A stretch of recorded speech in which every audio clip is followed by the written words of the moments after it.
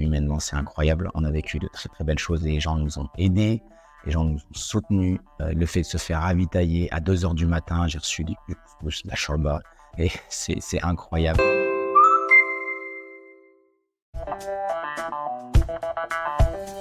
Bonjour, je suis Yannis Sport. En fait, l'histoire est très simple. Je suis né en Algérie, à Tizi Ouzou. J'ai grandi là-bas. J'ai vécu 10 ans là-bas. Ensuite, je suis venu m'installer à Nancy, puis à Paris. Maintenant, je suis préparateur physique. J'entraîne pas mal d'artistes, de comédiens, de mannequins pour leur objectif.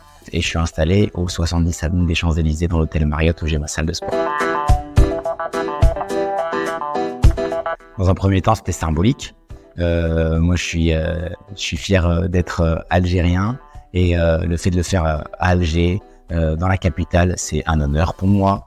Au niveau de ma famille, c'est quand même une grande fierté et je voulais absolument le faire. 100 km en moins de 35 heures dans Alger Centre pour faire découvrir aussi. Moi aussi, j'ai découvert Alger d'une autre manière sportive, mentale. Et je voulais vraiment prouver que l'impossible peut devenir possible, quel que soit votre niveau.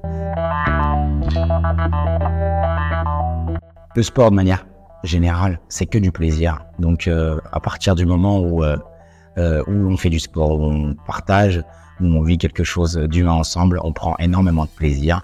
Et j'ai prouvé avec les 100 km d'Alger qu'avec un travail d'équipe, avec la cohésion de groupe, avec la solidarité, de l'entraide, on peut aller très loin. Et mes conseils, motivation, c'est de vous fixer des objectifs progressifs, des objectifs à court terme, moyen terme, puis à long terme, et d'y croire et ne jamais les lâcher. Sachez que vous pouvez faire énormément de choses, quel que soit votre niveau, il faut juste y croire et y aller progressivement sans griller les étapes.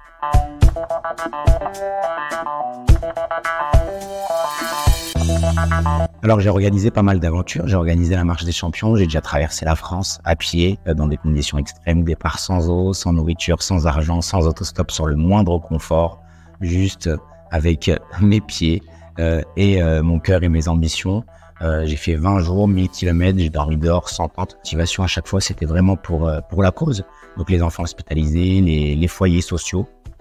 Et les anecdotes, c'est que je partais sans rien et je me faisais ravitailler par ma communauté qui me suit sur les réseaux sociaux. Donc je manquais de rien à chaque fois. Et à chaque fois que je prenais des aventuriers aussi, ils se faisaient ravitailler. Donc c'est des personnes qui n'ont jamais fait cet exploit de leur vie, ils n'ont jamais dépassé 10 km, 20 km de leur vie et ils se retrouvent du jour au lendemain à faire 400 km. Pour certains, même un peu plus. C'est vraiment énorme. Ça transforme beaucoup de personnes mentalement, physiquement. Et le fait de se faire ravitailler à 2 h du matin, j'ai reçu du couscous, de la shorba, et c'est incroyable. La première édition était un test. Je me suis dit, est-ce que je peux le faire en Algérie? Et c'est chose faite. La mission est accomplie à Alger, dans la capitale de mon pays. Peut-être en organiser d'autres dans d'autres villes. Je sais pas encore, mais en tout cas, chaque chose en son temps. Il va falloir bien préparer ça. Et maintenant, je sais que c'est faisable. Et on a prouvé qu'on pouvait le faire à Alger. Et tout ça, c'est bien passé parce que humainement, c'est incroyable. On a vécu de très très belles choses. Les gens nous ont aidés, les gens nous ont soutenus, tous bienveillants. On a croisé des personnes humainement incroyables. Et pourquoi pas le faire dans d'autres régions d'Algérie, dans d'autres villes.